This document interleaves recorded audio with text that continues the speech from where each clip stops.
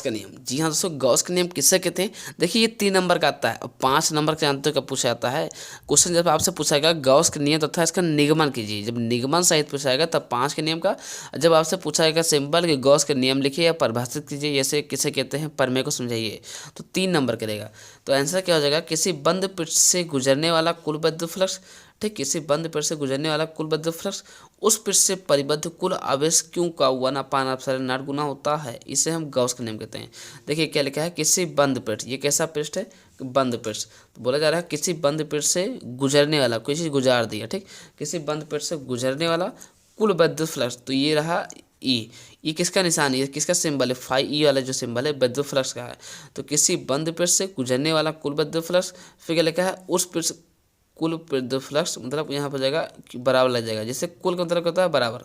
क्या कह रहा है? कुल विद्युत फ्लक्स है ना, उस पृष्ठ से परिबद्ध कुल आवेश, आवेश मतलब क्यों, और का मतलब क्या होता है? गुणा 1/ε0 गुना होता है, इसे हम गॉस का नियम कहते हैं।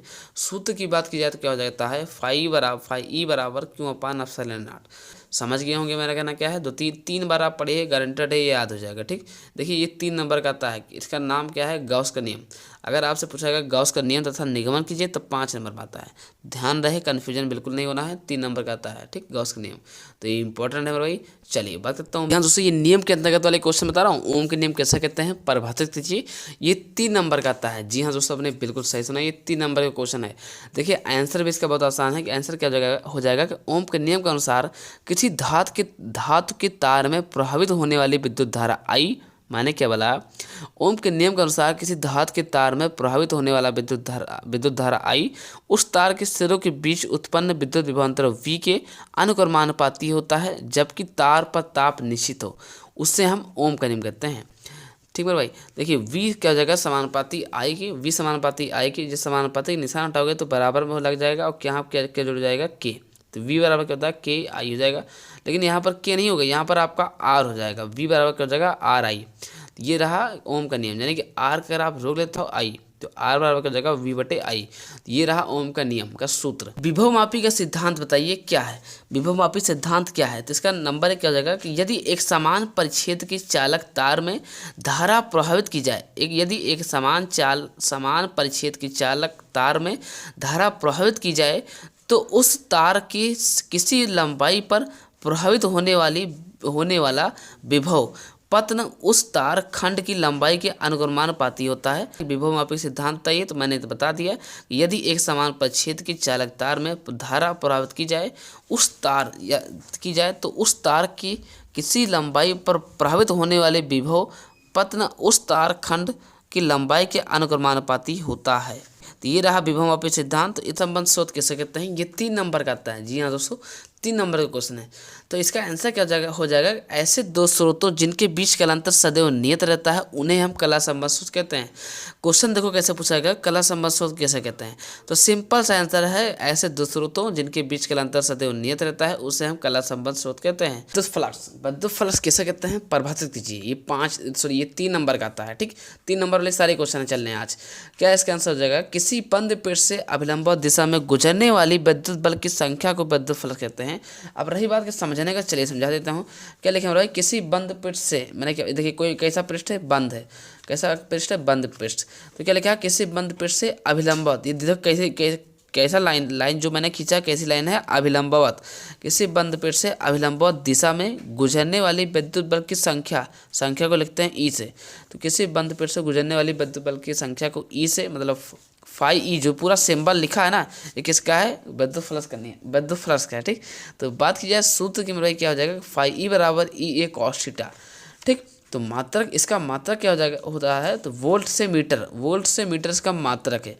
तो चलिए बता, रेखीय घनत्व किसे कहते हैं? इसका मात्रक लिखिए।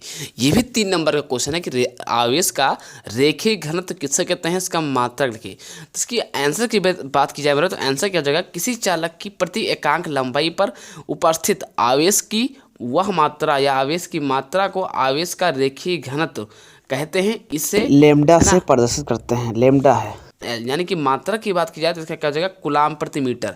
ये रहा इसकी परिभाषा। फिर से एक बात देख लेते हैं, क्वेश्चन से कैसे पूछाएगा कि आवेश का रेखीय घनत्व किसे कहते हैं, इसका मात्रक लिखिए। ये रहा क्वेश्चन। आंसर आपसे इस लिखना क्या होगा मेरे भाई, किसी चालक की प्रति एकांक लंबाई, क्या लिखा है देखिए, किसी चालक के प्रति एकांक लंबाई आवेश की वह मात्रा को रेखीय घनत्व कहते हैं। इसे हम लैम्डा से प्रदर्शित करते हैं या गामा से, इसे हम गामा से प्रदर्शित करते हैं। मात्रा की बात की जाए तो कूलाम प्रति मीटर आ चुका है। रेखीय आवेश घनत्व ये 3 नंबर का आता है। ध्यान रहे, इसे सीरियसली आप लेकर के अच्छे से तैयार कर लेना। चलिए समझ गए होंगे मेरा कहना क्या है। अगर आप चाहते हो कि हमें ऐसे इंपॉर्टेंट वीडियो मिलता रहे फिजिक्स, केमिस्ट्री, मैथ, बायोलॉजी कर, तो करना कुछ नहीं होगा, चैनल को सब्सक्राइब कर लेते तो ये आपके लिए बेहतर और अच्छा हुआ है। और साथ ही साथ कमेंट भी कर देना। चलिए बात, व्यतिकरण से आप क्या तात्पर्य, प्रकाश के व्यतिकरण किसे कहते हैं। देखिए मोस्ट इंपॉर्टेंट क्वेश्चन आप देख सकते हैं, लिखा हुआ है। क्या लिखा है कि प्रकाश के व्यतिकरण से क्या तात्पर्य है, प्रकाश के व्यतिकरण किसे कहते हैं। आंसर की बात की जाए तो आंसर क्या हो जाएगा, जब किसी माध्यम में एक ही आकृति या समान आयाम वाली 2 तरंगे एक ही दिशा में चलती हैं तो उनके अध्यारोपण से बनी परिणामी तरंग की तीव्रता कुछ बिंदुओं पर अधिकतम एवं कुछ बिंदुओं पर न्यूनतम होती है। इस घटना को व्यतिकरण कहते हैं। जी हाँ दोस्तों, इंपॉर्टेंट क्वेश्चन है। पहले क्या है कि जब किसी माध्यम में एक ही आकृति एवं समान आयाम वाली 2 तरंगे एक साथ चलती हैं, एक साथ ही दिशा में चलती हैं तो उनके अध्यारोपण से बनी परिणामी तरंग की तीव्रता कुछ बिंदुओं पर अधिकतम एवं कुछ बिंदुओं पर न्यूनतम होती है। इस घटना को प्रकाश का व्यतिकरण कहते हैं। यहाँ दोस्तों आपको तैयार जरूर कर लेना है। चलिए व्यतिकरण आवश्यक शर्तें, इसका आंसर क्या हो जाएगा, प्रकाश के व्यतिकरण के लिए निम्नलिखित आवश्यक शर्तें हैं। दोनों स्रोत एक ही दूसरे के निकट होना चाहिए। दूसरा ऑप्शन क्या है कि दोनों स्रोत संकीर्ण होने चाहिए, दोनों तरंगों के संकीर्ण होने चाहिए। तीसरा नंबर क्या है कि दोनों तरंगों के आयाम बराबर होने चाहिए। चौथा नंबर क्या है कि दोनों स्रोत मैंने क्या बोला, चौथा नंबर क्या है कि दोनों स्रोतों की आवर्तियाँ अथवा तरंगदैर्घ्य बराबर होना चाहिए। चलिए बात करता हूँ देहली आवर्ती तथा कार्यफलन से आप क्या समझते हैं। देहली आवर्ती किसे कहते हैं, कार्यफलन से किसे कहते हैं, समझाइए। देखिए 2 क्वेश्चन इसे एक ही जुड़ गया है, ठीक, मतलब कि इसमें अलग अलग होना चाहिए कि देहली आवर्ती किसे कहते हैं। परिवर्तित कीजिए, एक क्वेश्चन और बन जाता है कार्यफलन से क्या आप समझ सकते हैं, लेकिन हमने दोनों एक ही बता दिया। ये चाहे वो बताओ चाहे बताओ, बात है कि ये 3 नंबर का आता है, ठीक। देखिए देहली आवर्ती की आपको हेडिंग डालना होगा, उसके अंदर लिखना है किसी धातु की सतह पर आपतित प्रकाश की वह न्यूनतम आवृत्ति, मैंने क्या बोला, किसी धातु की सतह पर आपतित प्रकाश की वह न्यूनतम आवृत्ति जो उस धातु की सतह से इलेक्ट्रॉन का उत्सर्जन कर सके, इससे हम V0 से दर्शाते हैं देहली आवृत्ति को, ठीक। तो इंपॉर्टेंट है भाई 17 नंबर। अब दूसरा हेडिंग क्या डालना है, दूसरा हेडिंग ये डालना है कार्यफलन, ठीक। तो कार्यफलन के अंतर्गत क्या लिखना है, किसी धातु की सतह से प्रकाश इलेक्ट्रॉन को बाहर निकालने के लिए आवश्यक न्यूनतम ऊर्जा को कार्यफलन कहते हैं। मतलब किसी धातु की सतह से प्रकाश इलेक्ट्रॉन को बाहर निकालने के लिए आवश्यक न्यूनतम ऊर्जा को कार्यफलन कहते हैं। इसे W0 से दर्शाते हैं। सूत्र की बात की जाए तो क्या हो जाएगा कि W बराबर HV0 मतलब HV0 H न्यू बोलते हैं, ठीक। तो ये रहा मेरे भाई कार्यफलन वाला। और देहली आवर्ती में चुंबकीय तरंगे क्या हैं, इनके गुण लिखिए। मैंने क्या बोला आपसे कि विद्युत चुंबकीय तरंगे क्या हैं, इनके गुण लिखना। काफ़ी इंपॉर्टेंट क्वेश्चन है, 3 नंबर का। कभी कभी तो ये 5 नंबर में भी पूछ लिया जाता है क्योंकि काफ़ी इंपॉर्टेंट क्वेश्चन है। आइए मैं बताऊँगा, काफ़ी लॉन्ग भी है लेकिन धैर्य रखिए, एकदम आसान कर दूंगा। कैसा क्या लिखा है, ऐसी तरंगे जिनके संचरण के लिए ऐसी तरंगे जिनके संचरण के लिए माध्यम की आवश्यकता नहीं होती है उन्हें विद्युत चुंबकीय तरंगे कहते हैं। मैंने क्या बोला कि ऐसी तरंगे जिनके संचरण के लिए माध्यम की आवश्यकता नहीं होती है उन्हें विद्युत चुंबकीय तरंगे कहते हैं। इसमें विद्युत क्षेत्र तथा चुंबकीय क्षेत्र एक दूसरे के लंबवत कंपन करते हैं, ठीक। अब बात की जाए कि इनके गुण क्या हैं, जैसे कि गुण मैंने बोला है कि इनके गुण लिखिए या इनके गुण भी बताएंगे। तो गुण नंबर क्या हो जाएगा कि एक, ये तरंगे प्रकाश के वेग से चलती हैं।